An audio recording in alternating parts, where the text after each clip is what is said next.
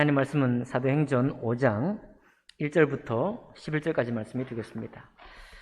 신약 성경 194쪽 가량에 있습니다. 사도행전 5장 1절부터 11절까지 말씀, 제가 1절 먼저 읽겠습니다. 아나니아라 하는 사람이 그의 아내 삽비라와 더불어 소유를 팔아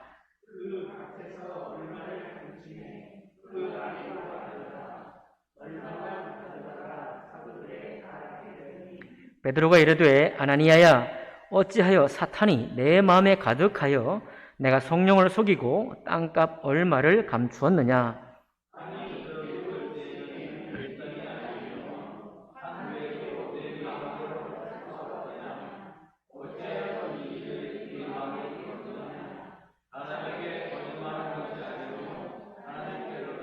아나니아가 이 말을 듣고 엎드러져 혼이 떠나니 이 일을 듣는 사람이 다 크게 두려워하더라.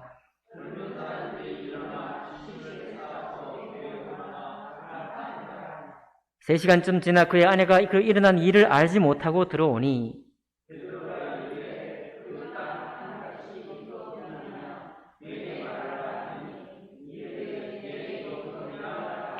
베드로가 이르되 너희가 어찌 함께 꾀하여 주의 영을 시험하려 하느냐.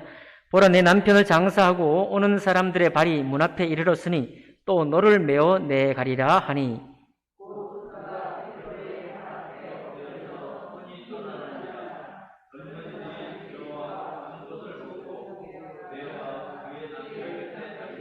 함께 있습니다. 온 교회와 이 일을 듣는 사람들이 다 크게 두려워하니라. 아멘. 말씀과 예배를 위해 기도하겠습니다. 살아계신 하나님 아버지, 주님께서 우리를 복 주시기려고 또 하나님 나라의 천국의 삶을 이 땅 가운데 살게 하시려고 또 어떤 삶을 우리에게 또 안내하셔서 우리가 평안 중에 또 믿음 중에 살게 하시려고 이 말씀들 주심을 감사합니다. 주님은 전능하실 뿐만 아니라 우리를 지으신 이시오 우리를 잘 아시는 분이시니 주님께서 우리에게 계획한 모든 것들이 복된 계획인 줄 압니다. 하나님 아버지, 우리의 마음과 생각이 주님의 뜻과 주님의 섭리 가운데 함께 연합할 수 있도록 이 시간 축복해 주시옵소서. 예배를 주님께 의탁하며 귀하신 우리 주 예수님 이름으로 기도하옵나이다. 아멘. 오늘 이 읽은 5장 1절 11절 말씀을 본문으로 해서 재물의 알뜰한 유혹을 이기는 믿음이라는 제목으로 하나님 말씀 나누겠습니다. 오늘 이 본문은 상당히 낯선 본문이고 항상 읽을 때마다 적응이 잘 안 되는 본문이에요. 왜냐하면 예수님이 은혜로 우리에게 오시고 십자가에서 죄 용서의 죽으심과 그 부활의 기쁨과 그 은혜로 교회를 새롭게 설립하시고 이제는 만양 은혜 시대, 은혜가 충만해서 우리 모두를 은혜의 곳으로 인도하실 바로 그 직후에 일어난 일이거든요. 그러니까 은혜가 충만한데 이 은혜에 이 찬물을 끼얹을 수도 있는 이런 사건들이 오늘 얘기하는 거예요. 아마도 우리가 쉽게 결론적으로 우리가 이제 하나님의 은혜를 말할 때 어떤 것이 은혜냐? 여러분, 하나님의 은혜는 방만한 은혜가 아니요. 하나님의 은혜 가운데는 하나님을 두려워하는 마음도 같이 있는 것이 바로 은혜 받은 사람이요 하나님의 은혜입니다. 어찌 하나님의 사랑을 받고 은혜를 받은 사람이 하나님을 경외하는 마음에서 우리가 뒤로 물러가겠어요? 하나님을 경외하는 마음은 구약 성경 시대, 구약 시대 유대인들에게도 마찬가지고 오늘 교회 시대에도 마찬가지입니다. 하나님을 경외하는 거예요. 똑같습니다. 구약 성경의 성도들도 하나님을 경외하는 방향으로 주님 인도하셨고 신약 성경 은혜의 시대 예수님 오신 이후에도 우리가 주님을 경외하도록 주님이 인도하시는 거예요. 경외하는 가운데에서 우리에게 때가 차서 모든 죄악을 용서하시고 하나님의 자녀된 권세, 그 거룩하다 인정을 하시고 우리를 주님의 자녀로 삼으시고 동행하시는 그런 시대가 바로 은혜 시대가 되겠습니다. 오늘 이제 이 아나니아와 삽비라 이 두 사람의 얘기인데 여러분, 성경은요 가끔 우리 목사님들이 이런 얘기 합니다. 우리 교회가 만약 지금 초대교회였다고 하면 정말 큰일 날 사람도 많이 있습니다. 이렇게 얘기를 해요. 초대교회 이렇게 아나니아와 삽비라에게 임한 성령의 임함이 성령이 우리가 임했다는 건 우리가 어떻습니까? 어떤 그룹에서는 마음이 뜨거워지고 어떤 그룹에서는 세상에 자기 모든 짐들이 모든 세상의 굴레가 떨어져 나가고 하나님을 향한 뜨거운 믿음이 생기는 것, 이렇게 우리가 보통 이해를 하잖아요. 이게 우리 현대 오순절 교회를 통해서 비롯된 것이고, 성령이 강림했다라 할 때 그때 무엇이 일어나냐? 치유가 일어나고, 사도행전은 마찬가지죠. 병든 자가 일어남을 받고 전혀 의술을 쓸 수도 없는 사람이 일어나서 하나님의 전능하신 사랑의 능력이, 그분의 우리에게 복 주시는 능력이 얼마나 놀라우냐, 얼마나 기이하냐, 이렇게 우리가 고백되게 되어 있습니다. 우리가 이 성령의 역사의 이미지가 항상 이렇게 들어있어요. 그런데 오늘 이 사도행전 5장에 보면 성령의 역사는 그것과 동시에 하나님을 두려워하는 방향으로 역사하는 것도 성령의 역사예요. 그래서 우리가 예수 믿고 우리의 삶이 변화되는 것이 당연한 것은 땅의 사람으로 살다가 그 삶이 죄악된 삶인 줄 알고 깨달은 후에는 하나님의 자녀된 삶을 살도록 우리 마음이 떨쳐 일어나는 거예요. 우리가 죄인이라는 사실을 깨닫자마자 하나님 앞에 우리 마음이 겸손하게 됩니다. 굴복하는 마음이 되는 거예요. 이제 지금까지는 내가 내 삶의 주인이 나였지만 이제 이 인생이, 이 세상이 내 삶의 주도자요, 내 삶을 이끌어가는 원칙이었다고 하면 이제 주님 믿고 난 후에는 그것들이 죄의 결과인 것을 알았기 때문에 이제는 하나님 말씀과 예수 그리스도를 따라 사는 삶으로 되는 겁니다. 이런 변화가 어찌 경외하는 마음이 없이, 두려운 마음이 없이, 그 은혜 안에서의 두려워하는 마음이 없이 있을 수 있겠어요? 우리가 구원받는 순간도 마찬가지입니다. 구원받는 순간에 우리가 죄의 찔림을 받는 거예요. 죄의 찔림을 받는 것이 어떻게 그냥 이렇게 공부하듯이, 수업 듣듯이 그렇게 받을 수 있나요? 그럴 수 없거든요. 우리 영혼에 깊숙이 찔림을 받기 때문에 우리가 주님 앞에 펄떡 일어날 수밖에 없습니다. 그리고 눈물이 때로는 흐르는 거예요. 눈물이. 그리고 주님 앞에 돌아서는 것이니까 결국 은혜가 임하는 것은 그저 우리에게 좋게 하는 일, 이전에 나빴던 일이 좋게 되는 일, 이전에 얽매였던 일이 풀리는 일, 포로된 자가 자유케 되는 일, 이렇게만 있는 것이 아니라 그렇지 않은 가운데 있는 사람에게는 하나님의 두려움으로 임하는 것도 하나님의 은혜예요. 오늘 여기서 우리에게 그것을 보여주고 있습니다. 그래서 여러분, 우리가 회개할 때 왜 회개하나요? 주님 말씀 앞에 우리가 겸손하게 될 때 회개가 일어나는 겁니다. 우리가 반성하는 게 아니에요. 주님 앞에 우리의 회개는 생각의 전환이 아닙니다. 그냥 어제 했던 일 내가 반성해야지, 반성이 아니에요. 회개는 두려운 주님 앞에 우리 마음이 똑같이 주님 앞에 두려운 마음을 가지고 돌아서는 것을 바로 회개라고 하는 것입니다. 오늘 이 아나니아와 삽비라 얘기는 참 성경에서 이렇게 고상한 이야기만 하지 않고 땅판 값이 얼마나 이런 얘기를 하고 있대요. 성경에서. 이 거룩한 책에서 네 땅판 값이 얼만데 얼마를 숨겼느냐. 그리고 성령께서 아나니아를 또 영혼을 데려가시고 안에 삽비라 영혼도 데려가 버리시는 거예요. 그 뒤에 뭐 회개할 기회가 없습니다. 두 번째 찬스가 없는 거예요. 두 번째 찬스가 없는 이런 일이 어떻게 있을 수가 있겠습니까?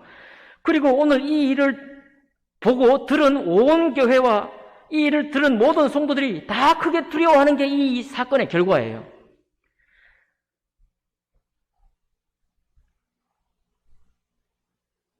사실 이 아나니아와 삽비라에 대한 이 기사의 배경 때문에 그런 일이 생겼습니다. 여러분, 우리가 사울이 제사장의 일을 넘보고서 전쟁이 급하다고 사무엘 제사장이 오지도 않았는데 자기가 먼저 제사를 드렸잖아요. 그것도 두 번째 찬스, 세 번째 찬스를 줄 수 있는데 그 사건을 보고 하나님이 사울의 위를 패버리잖아요. 왕위의 자리에서 패버리잖아요. 왜 그럴까요? 그런 일이 다시 일어나지 않는데 말이죠. 그거는 하나님께서 이스라엘 나라를 세우는 초기에, 건국 초기에, 사람의 일로 따지면 건국 초기에 기강을 바로 잡기 때문에 그렇습니다. 건국 초기에. 여러분, 하나님은 새로워지실 분이 아니에요. 여러분, 하나님이 변화가 필요하십니까? 하나님에게 갱신이 필요하신가요?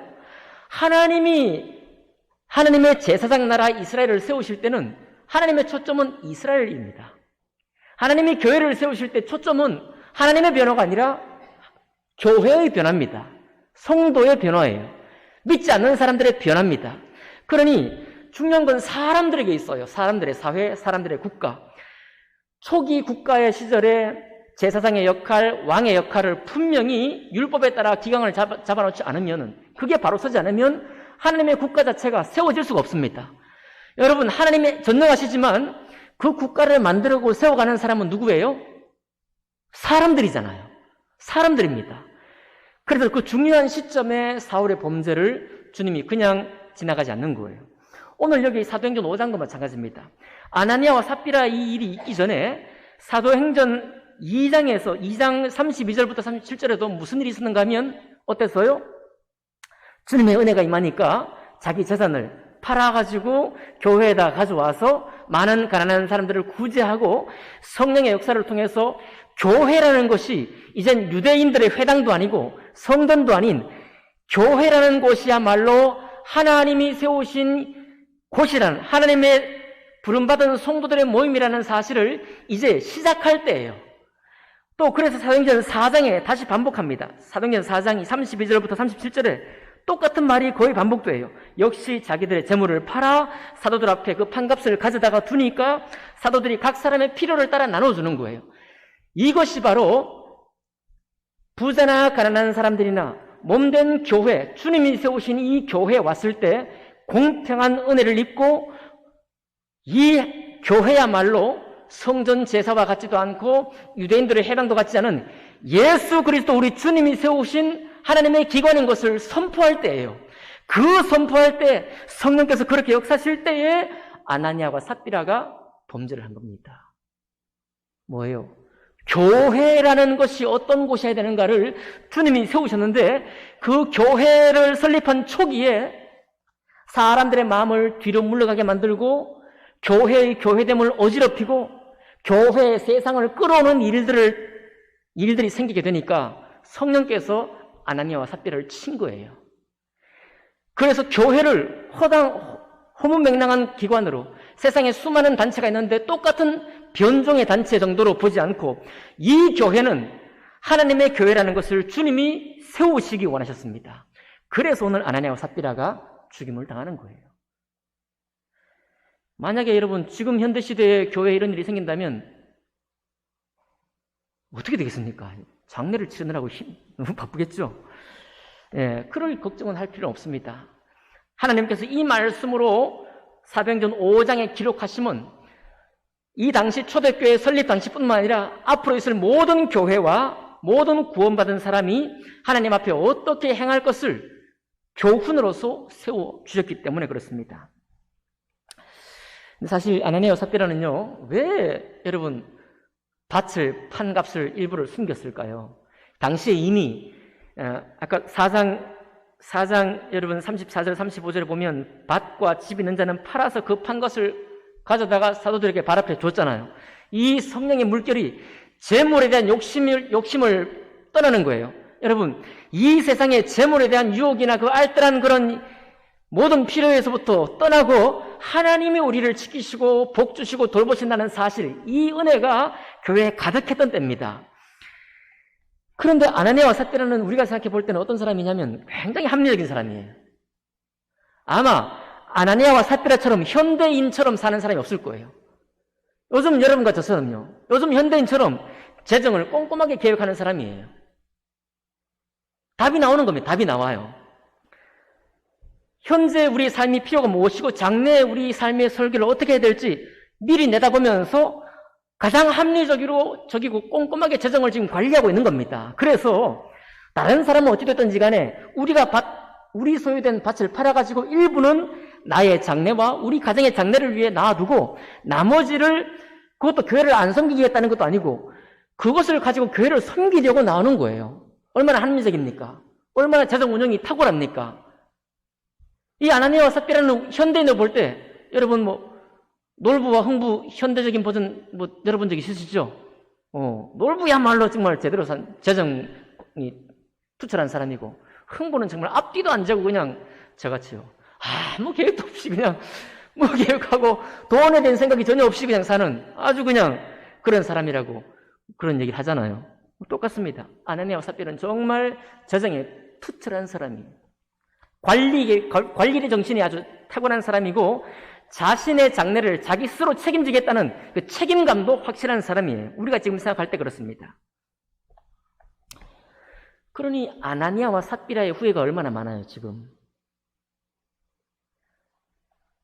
사실 2013년도에 조사한 남녀의 취업을 한 남녀, 미혼 남녀가 결혼하지 않는 이유를 조사를 했어요. 2013년에.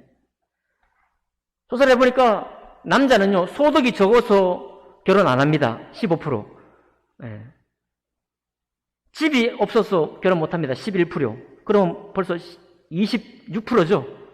결혼 비용이 마련되지 않아서 결혼 못 합니다. 8%. 그럼 34%. 예, 계산해 주세요. 34%.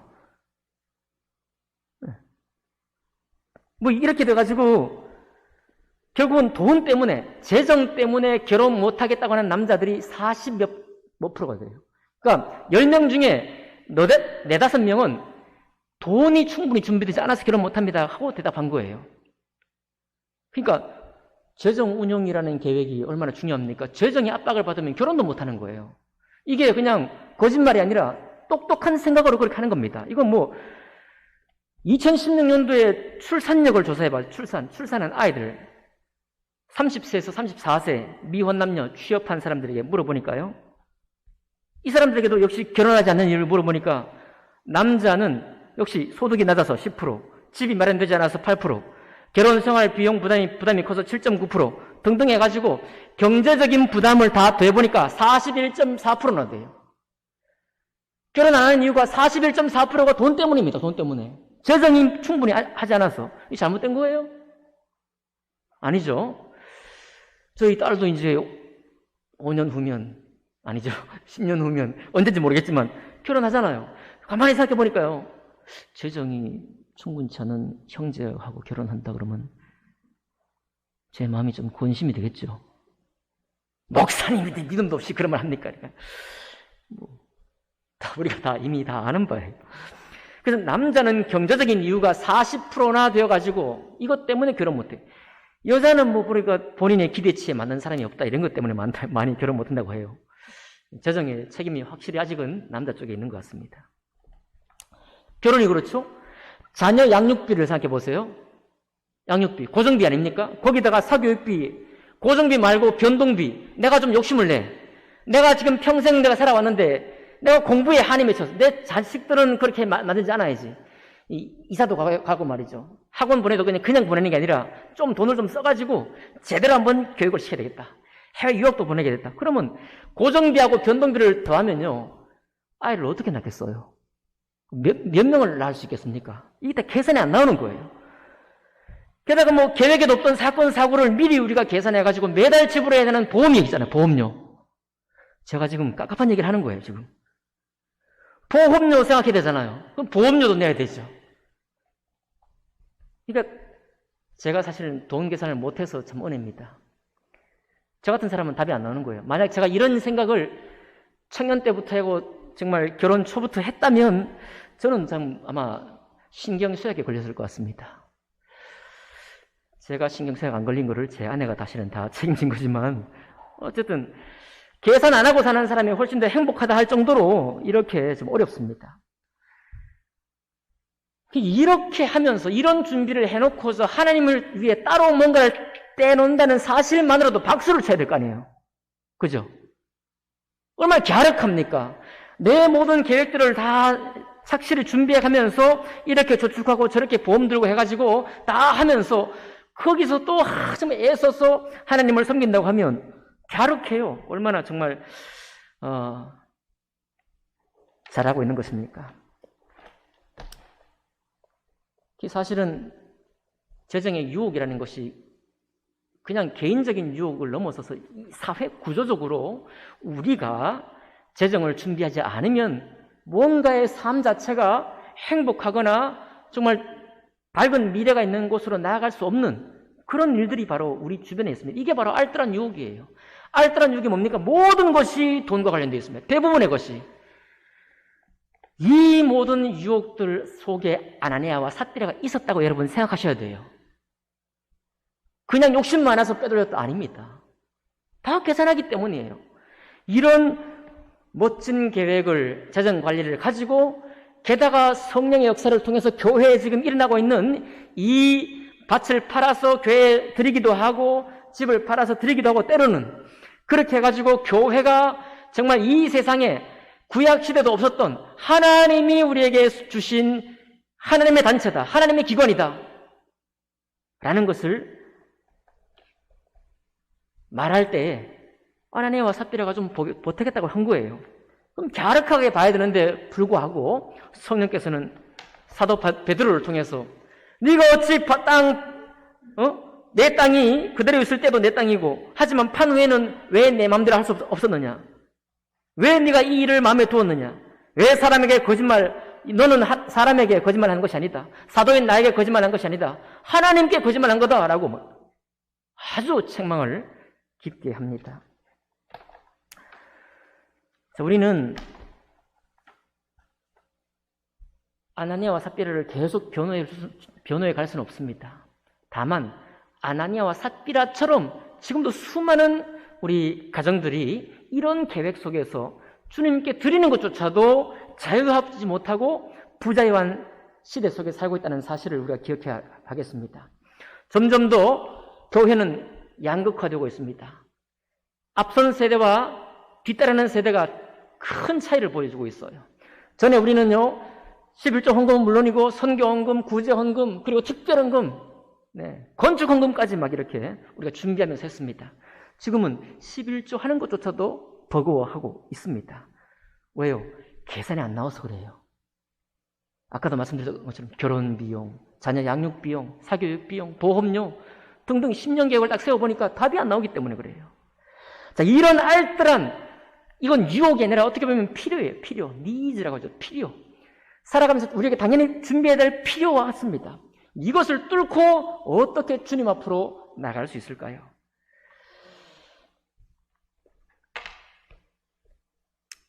하나님의 은혜가 어떤 은혜인지를 바로 깨닫고 이해를 해야 합니다.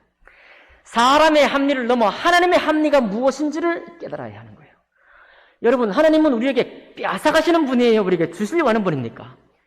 하나님은 우리에게 빼앗아가려고 하는 분이 아니에요. 하나님은 돈이 없습니까? 뭐가 없습니까? 우리에게 이런 제도를 세우시고 구약의 율법을 세우시고 재정의 계획을 우리에게 주신 것은 그것을 통해서 우리에게 복을 주시려고 세운 거예요. 맞나요? 그러니까 하나님의 합리가 있는 겁니다. 하나님의 합리. 우리는 우리만 합리적이고 하나님의 신앙은 합리적이지 않은 것처럼 생각하는지 몰라도 하나님께 합리적인 생각이 있는 거예요. 정확히 앞뒤가 맞는 계산이 있는 것입니다. 하나님의 계산을 신뢰하는 법을 우리가 배워야 한다는 것입니다. 무엇을 통해 배울 수 있나요? 하나님 말씀을 통해 배워야 하는 것입니다. 주님 말씀을 통해서. 한번 볼까요?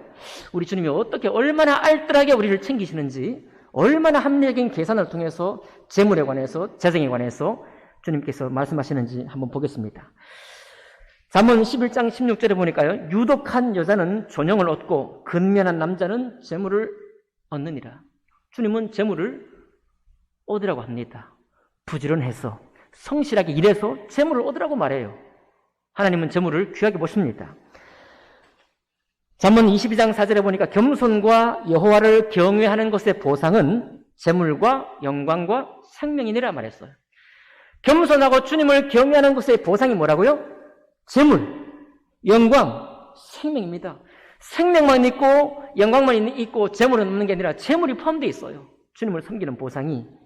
그러니까 이 말은 뭡니까? 우리에게 무엇이 필요한 걸 알아요? 돈이 필요한 걸 주님이 너무 잘 아시는 거예요. 시편 73편 12절에 보니까 볼지어다 이들은 악인들이라도 항상 평안하고 재물은 더욱 불어나도다. 이건 약간 부정적이지만요. 교회 밖에 있는 악인이라고 할지라도 오히려 저들이 평안하고 재물이 더욱 불어나는 예가 있다. 성경이 인정하는 거예요. 하나님 말씀이 인정하고 있습니다. 꼭 주님 몸된 교회를 잘 섬겨야만 재물이 불어나는 게 아니라는 거예요. 악인들도 세상에 정말 잘 계획하고 합리적으로 사는 사람도 재물이 불어난다는 거예요. 신기하죠? 잠언 17장 8절입니다. 뇌물은 그 임자가 보기에 보석 같은 즉 그가 어디로 향하든지 형통하게 하느니라. 주님은요, 뇌물의 유익한 점도 인정하십니다. 뇌물, 찔러 넣은 거, 임자가 보기에 보석 같아요. 그 가진 사람. 뇌물을 주면 일이 풀린다는 거예요. 우리가 늘 보고 있죠? 이 세상 가운데서 보고 있습니다. 뇌물이 요즘은 다양하게 변해가지고 증권도 뇌물이 되고, 그죠?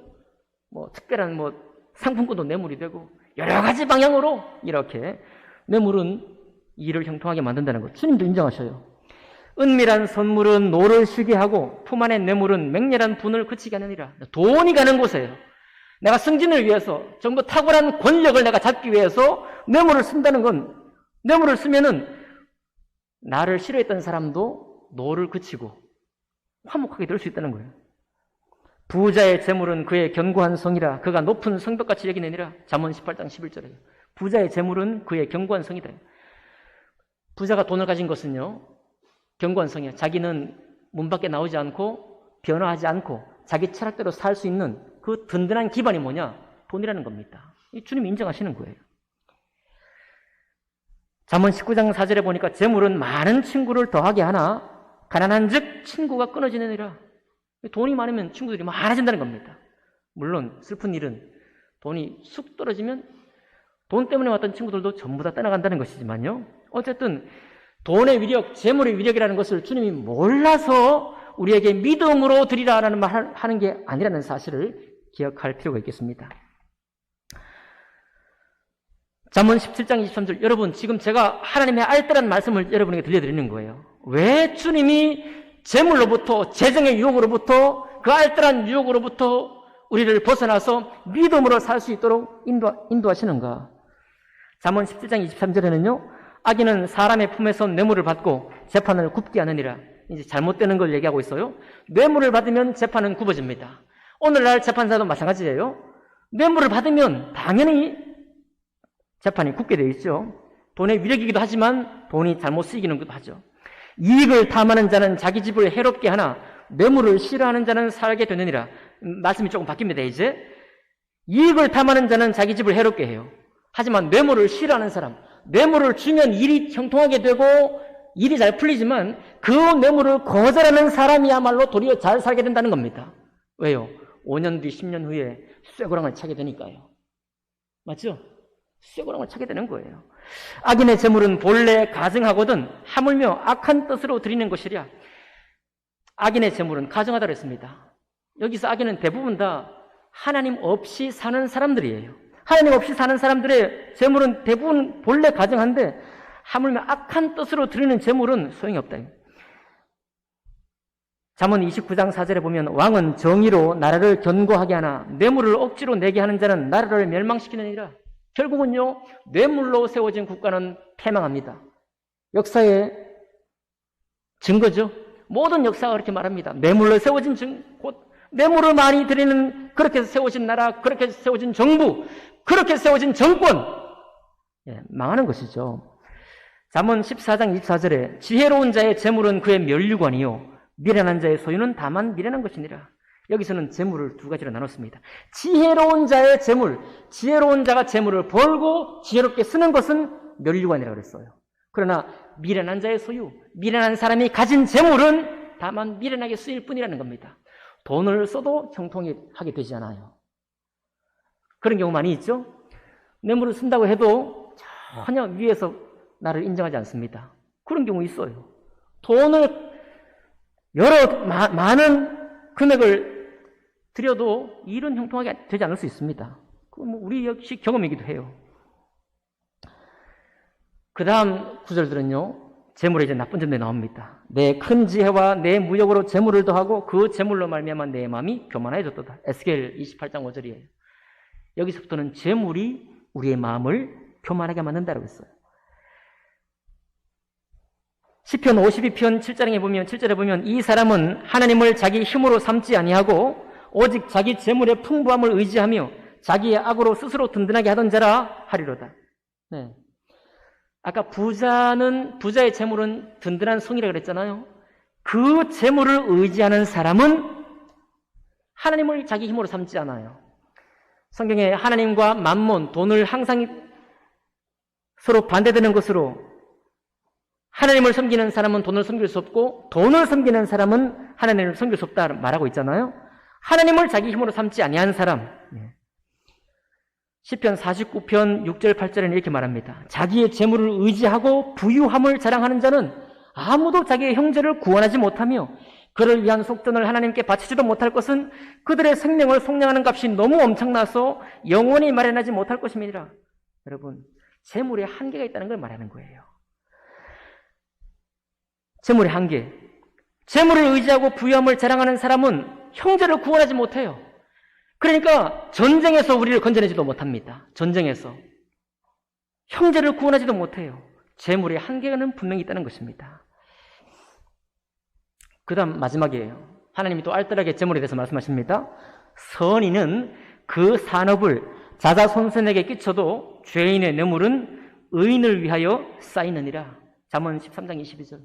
여러분, 돈을 갖다 바치기도 하고 자기 유익을 위해서, 장래를 위해서 어떻게 한다고 할지라도 그 뇌물이 결국 가는 곳이 어디냐면 의인의 창고로 간다는 거예요.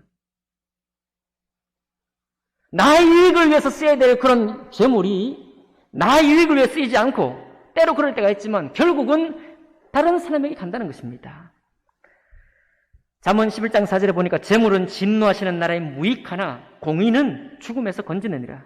공의로운 삶은 우리를 죽음에서 건져내지만 돈을 억만금을 갖다 줘도 진노하시는 날에는 건진받을 수 없어요. 네, 돈이 무익하다는 것입니다. 제가 가장 좋아하는 말씀 드립니다. 잠언 23장 5절에 이렇게 말하고 있어요. 내가 어찌 허무한 것에 주목하겠느냐? 정령히 재물은 스스로 날개를 내어 하늘을 나는 독수리처럼 날아가리라 그랬어요. 재물은 허무한 것이라 그렇게 말합니다. 이렇게 유익이 많고 쓰임전도 많은데 재물은 허무한 것이다. 정령이 재물은 스스로 날개를 내어서 하늘을 나는 독수리처럼 날아간다는 거예요. 왜 제가 이 말씀 좋아하는가 하면 저희 아버님이 이렇게 말씀하셨거든요. 야, 돈은 하늘에 떠다닌다. 그래서 어떨 때는 잡을 수 있기도 하고 잡으려고 해도 못 잡기도 한다. 그런 얘기를 하더라고요. 하셨어요. 생전에. 근데 어쨌든 돈이 하늘에 떠다닐 것 같습니다. 네, 있던 재물도 꽉 끌어안고 끝까지 갈 것 같지만 날아간다. 날아간다.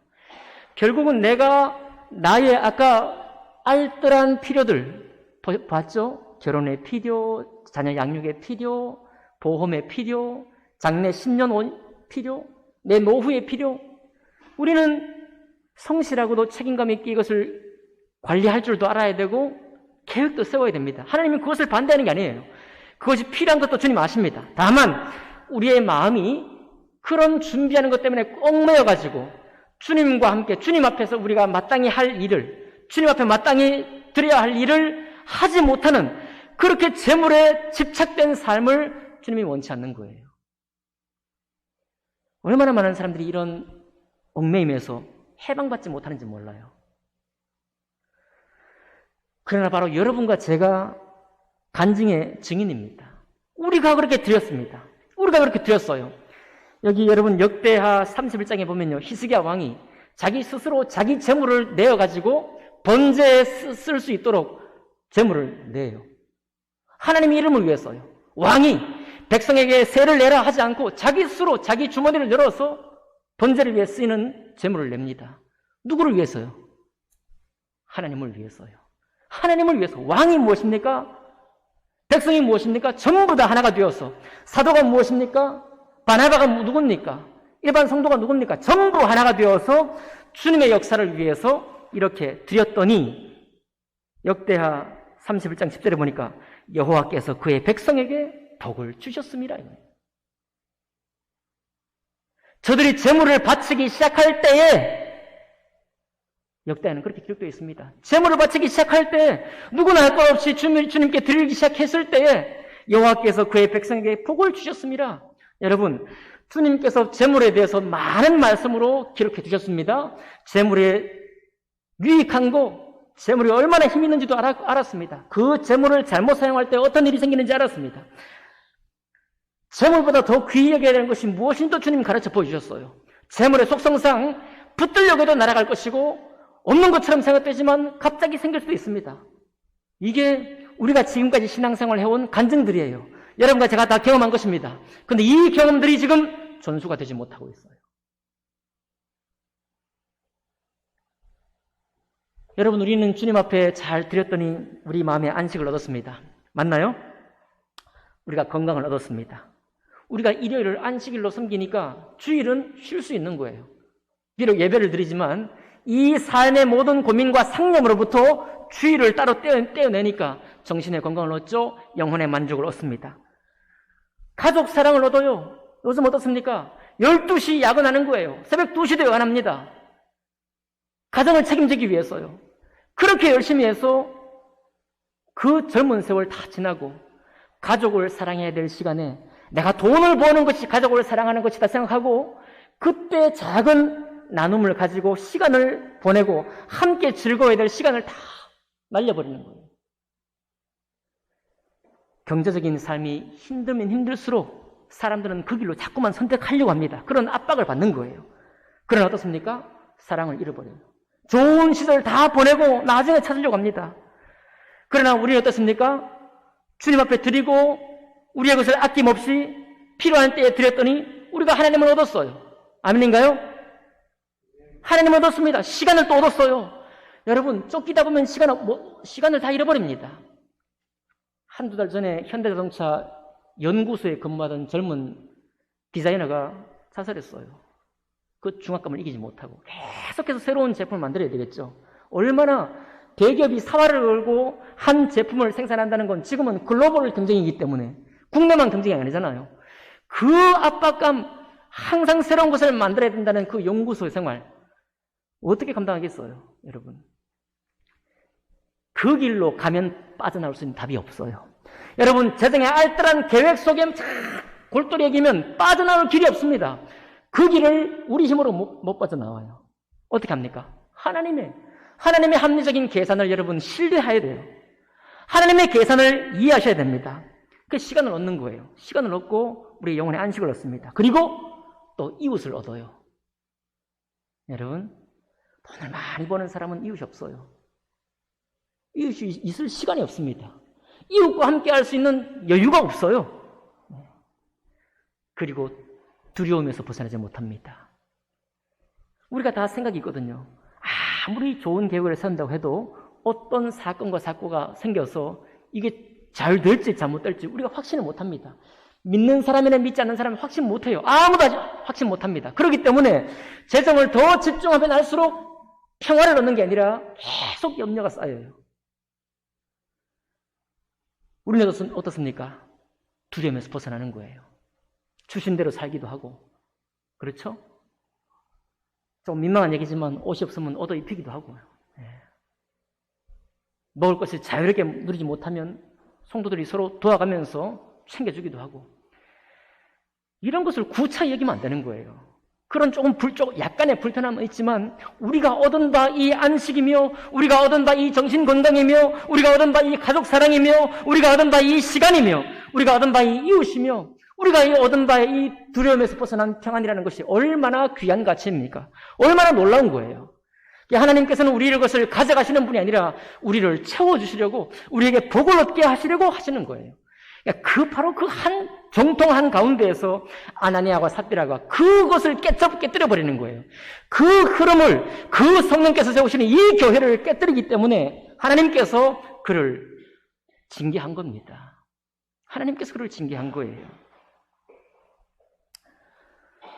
저는 오늘 여기 예배 드리시는 분들에게 말씀을 전하고 있는 것이 아니라 영상으로 예배하는 우리 성도에게 말씀을 전하고 있는 것입니다.